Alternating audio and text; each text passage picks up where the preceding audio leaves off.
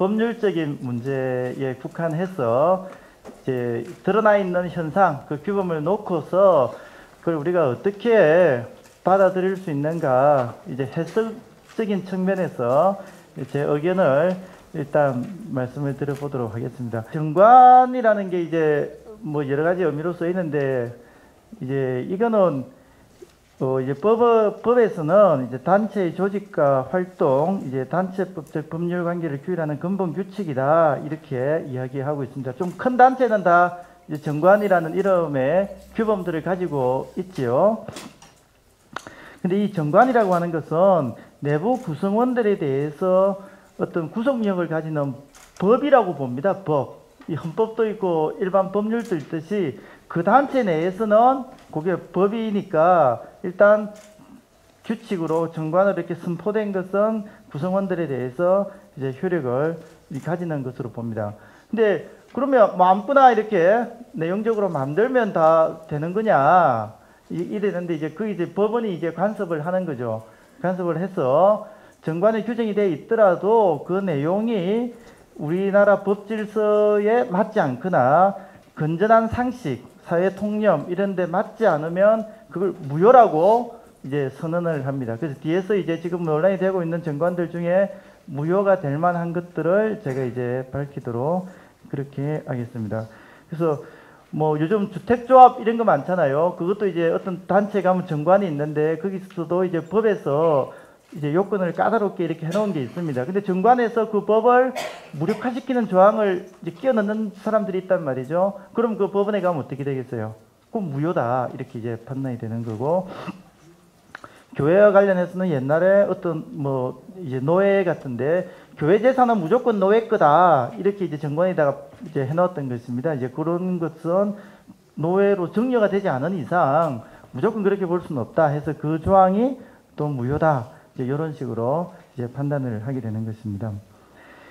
이제 그러면 이제 조금 더 구체적으로 가서 교회 정관이라는 것과 교단헌법이 어떤 관계가 있는지 한번 살펴보겠습니다. 이제 그럼 일단 개별 교회와 교단이 어떤 관계가 있는지를 봐야 되는데, 우리 법원에서는 이제 그 지교회는 교단과는 독립된 이제 법인 아닌 사단이라는 표현을 씁니다. 법인은 아닌데 단체다, 이 말이거든요. 그 비법인 사단 이런 말을 쓰는데, 이제 독립돼 있다라고 하는 게 초점입니다. 독립된 거다라고 하는 거고, 그 교단이라고 하는 거는 상급 단체에 지나지 않는다. 간섭할 수 있는 것도 있고 간섭 못하는 것도 있다, 이제 이렇게 보고 있는 겁니다. 가톨릭하고는 다르다. 가톨릭은 상급 기관만 있는 거고 밑에는 그냥 행정기관적 정도밖에 성격이 없다라고 보는 거거든요. 근데 이제 개신교는 다르다, 이렇게 되는 것입니다. 이제 그러면 교단헌법은 원칙적으로 이제 교단 총회를 이제 규율하는 그 규범입니다. 그러면 교회는 이제 그러면 교단헌법이라는 게 교회 내에서는 어떤 의미가 있느냐? 다 교단헌법에 따르잖아요. 대부분 교단에 소속돼 있으면. 우리 법원에서 이렇게 보는 겁니다. 그게 그 자체로 바로 효력을 가지는 게 아니고 교회가 교단헌법을 자기 교회의 규범으로, 자치규범으로 이제 받아들이는 과정이 있었다라고 보는 것입니다. 근데 이제 그렇게 보는 경우에도 교단헌법은 개별 교회의 이제 독립성이나 종교적 자유의 본질을 이제 침해해서는 아니 된다, 이렇게 봅니다. 그래서 교단헌법에 있는 내용이 교회 자체의 어떤 내용들을 지나치게 침해한다라고 할 때는 그 교단헌법 자체도 이제 무효가 될 수가 있는 것입니다. 그래서 이제 그 지교회가 교단을 탈퇴할 때 3분의 2가 있어야 된다, 이런 말 들어보셨죠? 그게 이제 2006년도에 나왔던 대법원 판결인데, 우리 법에 뭐 교단 탈퇴할 때 요건이 있다 이런 말은 없습니다. 근데 이제 우리 법원에서 어떻게 봤냐면, 우리 법에 있는 거는 그겁니다. 그 자치규범을 바꾸려면 3분의 2의 동의가 필요합니다. 근데 교단이 바뀌면 뭐가 바뀐다는 거예요? 그러니까 헌법이 바뀌는 셈이 되니까 교단을 탈퇴하려면 3분의 1을 최소한 그 정도 동의는 받아야 된다, 이렇게 이제 관계를 이제 설정을 해놓고 있는 것입니다. 그러면 이제 결론적으로 교회 정관과 교단 헌법의 관계를 놓고 보면 둘 다 교회 내에서는 어떤 역할을 가지는 거예요? 둘 다 자치규범의 성격을 이제 가지게 되는 것입니다. 그래서 둘 중에 어느 게 절대적으로 우선적인 효력을 가진다라고 보기는 조금 어렵습니다. 근데 이제 정관의 내용이 보통 어떻게 돼 있나요? 교회 헌법을 전제로 해가지고 그걸 조금 구체적으로 보충을 하거나 아니면 조금 달리 우리는 달리 하겠다라는 정도 이제 수정을 가해서 이런 식으로 이제 정관이 이렇게 만들어져 있습니다. 이제 만약에 그런데 이제 정관하고 그러면 교회 헌법하고 이렇게 조금 다른 경우에는 제가 볼 때는 문제가 안 됩니다. 그때는 이제 특별히 정관에서 그렇게 하겠다는 의사로 그렇게 한 거니까 정관이 우선이 되겠죠. 근데 교단 헌법이라는 건 체계가 있잖아요. 그 체계를 갖다가 다 받아들여져 있는 상태인데 그 체계를 허무는 어떤 조항을 특별히 중간에 끼워 넣었다. 이러면 전체적으로 볼 때 이거는 이질적인 게 되잖아요. 그런 경우에는 그 정관, 나중에 만들어진 정관이라 하더라도 교단 헌법에 의해서 그 효력이 부정될 수도 있다. 이렇게 되는 것입니다. 근데 어떤 경우에는 이렇게 되고 어떤 경우에는 이렇게 되느냐라고 하는 것은 일률적으로 미리 말하기는 상당히 어렵습니다. 그 판례를 보면 어떤 경우에는 교단 헌법이 우선하니까 그 정관은 무효야 한 경우도 있고 또 어떤 경우에는 정관에서 그렇게 되어 있으니까 정관대로 판단을 해야 한 경우도 있습니다. 그건 이제 아까 양심의 자유도 나오고 했으니까 그 교단의 특성과 교회의 어떤 자유, 또 개인적인 양심의 문제 이런 것들을 종합해가지고 어느 것이 우선할 것인지를 판단을 해야 됩니다. 근데 그걸 교회 내에서 판단이 안 돼가지고 법원으로 간다는 거는 사실 교회 자체로 보면 우리 교신교 전체적으로 보면 조금 부끄러운 일이기도 하고 이제 그런 상태가 되는 것입니다. 한번 살펴보겠습니다. 의무금을 내지 않는 교인에 대해서 당에서 그 자격을 제한할 수 있다. 이렇게 만약에 정관에 들어갔다.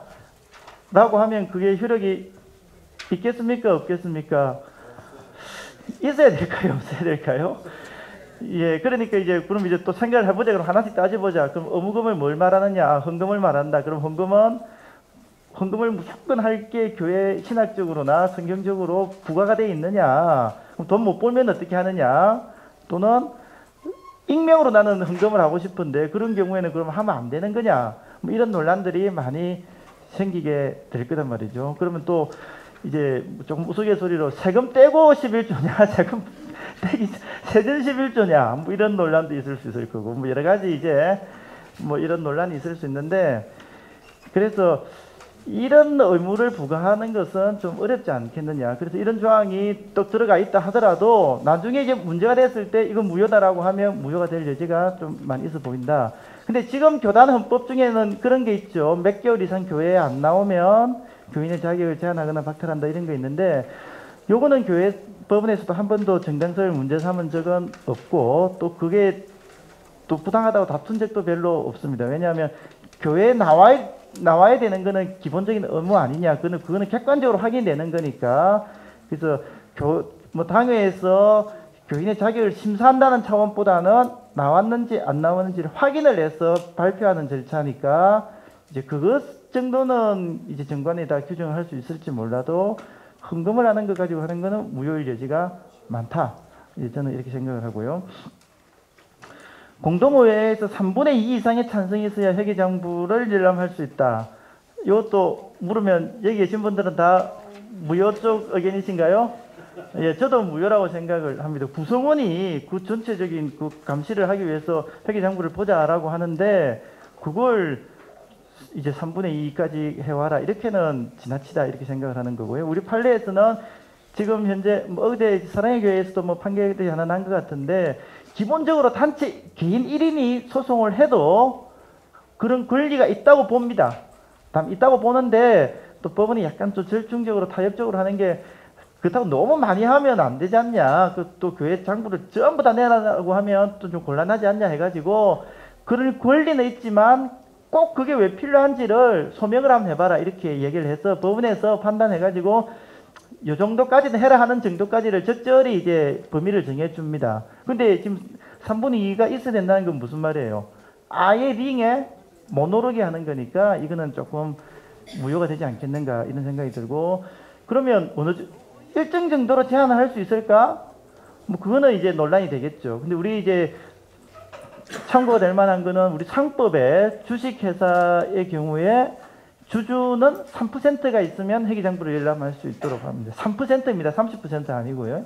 3% 정도니까 뭐 교인의 한 명이 하는 거는 너무 지나치지 않느냐 해가지고 뭐 10명, 20명 정도 일정 정도를 하라고 하는 거는 논란이 될 수 있겠으되 공동의회에서 3분의 1을 한다는 건 그 교단 탈퇴하고 비슷한 건데요. 그거는 거의 불가능한 거니까 그건 자체는 이제 무효일 가능성이 크다.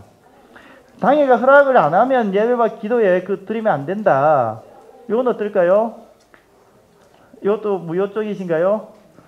예, 시간이 많으면 한번 손 들어볼까 이렇게 하면 나오겠지만 시간이 없으니까 이것도 좀 보면 지나치죠. 그래서 이제 당회나 목사님, 담임 목사가 이제 관리권은 분명히 있습니다. 관리권은 있어서 질서를 잡아야 되는 건 맞는데 무조건 이제 승인을 안 받거나 이렇게 통보 허락을 안 받으면 무효라고 하는 것은 교인도 사용할 권리가 있는데 또 한 명이 사용할 수도 있고 그런 권한이 있는 사람이 모여가지고 여러 명이 사용할 수도 있는데 그걸 무조건 안 된다라고 하는 것은 지나치니까 그것도 무효될 수 있다. 다만 이제 남의 예배를 방해하거나 담임 목사를 이제 방해하면 안 되니까 그런 문제는 이런 규정이 없더라도 법원에 가면 이제 논란이 될 수 있으니까 무조건 무효라고 선언하는 것은 이것도 지나치다 이렇게 생각을 합니다. 근데 교회 재산을 당회가 처분하게 하는 거요. 자, 요거는 이렇게 제가 물어봐야 됩니다. 이게 정당합니까? 부당합니까? 라고 물을 수는 있는 문제입니다. 이게 바람직하냐 이거죠. 교회 재산 처분은 어디서 하는 게 가장 바람직하겠습니까? 공동의회에서 하는 게 주인이 이제 공동의회라고 하니까. 근데 우리 법에는 당에서 해도 된다라고는 돼 있습니다. 돼 있습니다. 법에는 돼 있으니까 이런 식의 내용의 정관을 만드는 것 자체가 아까 말하듯이 무효입니까 아닙니까 라는 식으로 제가 말씀을 드릴 수는 없고 이거는 바람직하냐 바람직하지 않느냐 이제 하는 차원에서 바라봐야 된다 이렇게 생각이 듭니다. 근데 그러면 목사 개인에게 아까 처분 대행권을 주겠다라는 식으로 목사 개인에게 총유재산 전체를 갖다가 처분할 권한을 주는 것은 어떨까? 요거는 한 번도 그런 식의 생각을 해본 적이 없는 것 같습니다. 그런 단체도 없고 해가지고 그래서 판례도 없고 아무것도 없어요. 그럼 이제 상식적으로 판단을 해봐야 되는데 안 되겠죠. 이런 식의 만약에 규정이 들어가서 목사가 내가 알아서 팔았다 정관에 있지 않느냐라고 하면 이제 그거는 무효가 될 여지가 제가 볼 때는 많다 이렇게 생각하는 것이고요. 또 이제 문제가 되는 게 재직회에서 예결산을 하는 이제 보통 심사를 하고 권한을 하는 권한이 재직회에 이렇게 돼 있는데 근데 재직회라는 거는 좀 위상이 조금 애매해요. 공동의회는 교인 전체 총회고 당회는 회사로 치면 이사회 같은 성격인데 재직회는 위상이 좀 불분명하거든요. 근데 그래도 승도 이제 대의원 대회 정도가 될 것 같습니다. 일반 단체로 보면 대의원 대회 정도가 될 것인데 여기에서 이제 법적으로는 여기에 권한이 꼭 있어야 된다, 없어야 된다 이런 거는 없습니다. 그래서 정관에서 임의로 정할 수는 있는데 이것도 아까 말한 대로 공동의회에서 그 일일이 다 하기가 현실적으로 불가능하다면 교회에 이제 관심이 많아가지고 대표급에 해당하는 분들이 꼼꼼하게 그걸 살펴보겠는데 그걸 삭제한다. 제가 볼 때는 무효는 아니겠으되 좀 바람직하지 않은 측면이다 이렇게 생각이 듭니다. 근데 보니까 정관에 또 재밌는 것도 많이 있던데요. 뭐 재속만 되면 교인의 자격을 보류하겠다 뭐 이런 것도 있고 또 무죄 판결이 나도 교인의 자격을 주지 않겠다 뭐 이런 것들도 있는데 이거는 뭐 제가 간단하게 말씀드려도 되겠죠. 그래서 우리나라 헌법의 헌법 무죄 추정 원칙이나 적법 절차의 원칙이나 이런 것들이 비추어 볼 때 다 무효로 인정될 여지가 많습니다. 또 이제 그 당의 재판에 대해서 그 노예나 총회 상소를 하면 그것도 교인 자격을 박탈해 버리겠다. 왜 가냐 뭐 이런 식인데 그거는 아까 말했던 교단 헌법에 그리 돼 있고 당에서 해서 안 되면 어디로 가야 되겠어요. 창급단체에 가서 판단을 받아야 되는 게 당연함에도 불구하고 이런 규정을 두는 것은 그것도 무효라고 보입니다. 근데 이제 여기 안 적었는데 아까 목사님 말씀하실 때 이제 중에 이제 가장 논란이 될 만한 게 예를 들어서 담임 목사를 공동의회에서 해임을 못하게 하겠다라는 규정을 정관에 명시적으로 뒀을 때 그게 효력이 있겠는가? 이거는 이제 완전히 뜨거운 감자가 이제 될 것입니다. 지금 우리 법원에서는 목사님과 교인의 관계를 위임 관계라고 봅니다. 위임이라고 하는 것은 일을 맡겼다라고 하는 거거든요. 그 변호사한테 하는 게 위임입니다. 위임. 변호사한테 일을 맡겼다가 마음에 안 들면 어떻게 해야 돼요? 당연히 철회할 수가 있잖아요. 그런 식으로 법원에서도 목사님한테 일을 맡겼다가 대표한테 일을 맡기는 것은 위임이니까 그게 마음에 안 들면 당연히 철회할 수 있다. 그래서 교인들이 이제 요건만 3분의 1을 정하든 2분의 1을 정하든 할 수 있다. 이렇게 인정이 되어 있는데 그런 권한이 정관에 의해서 박탈이 된다.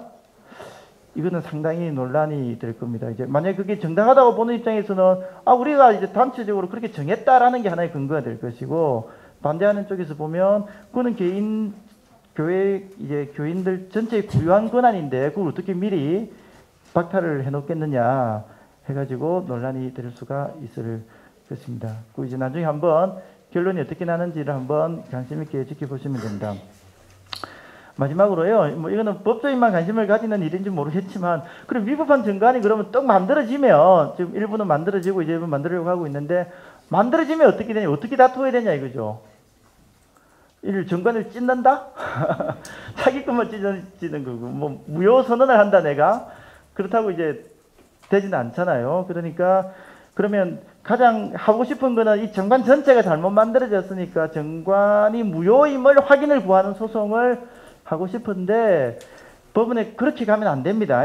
혹시라도 그렇게 가면 법원에서 판단을 안 하고 각하를 시켜버립니다. 그 말은 그 정관이 옳다는 말이 아니고, 아까 정관은 뭐라고 했어요?